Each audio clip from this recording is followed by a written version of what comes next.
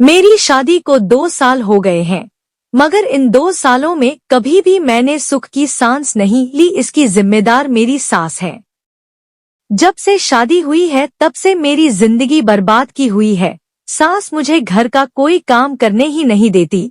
जब भी कोई काम करने लगूं तो एक ही जवाब मिलता है कि तुम्हें बेटी बनाकर लाए हैं, नौकरानी नहीं, कमरे में जाकर आराम करो। मैं तंग आ गई हूँ सारा दिन बिना काम के रहकर।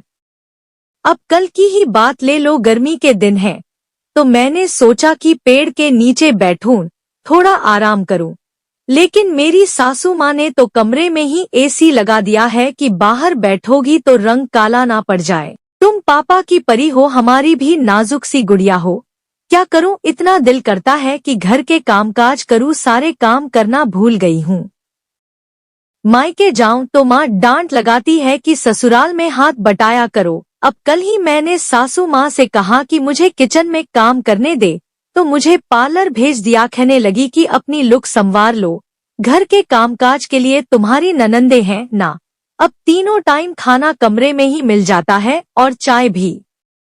पति से शिकायत की तो पति कहने लगे इस मामले में मैं कुछ नहीं कर सकता, मैं माँ से बात नहीं कर सकता, तुम्हें ही सब्र करना होगा।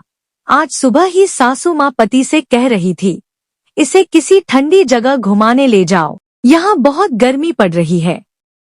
मैं तो तंग आ गई हूँ इन सब चीजों से। अब आप ही बताओ मैं क्या करूँ। रोने का बहुत दिल करता है लेकिन क्या करूँ हे मालिक, ऐसी सास किसी को ना दे।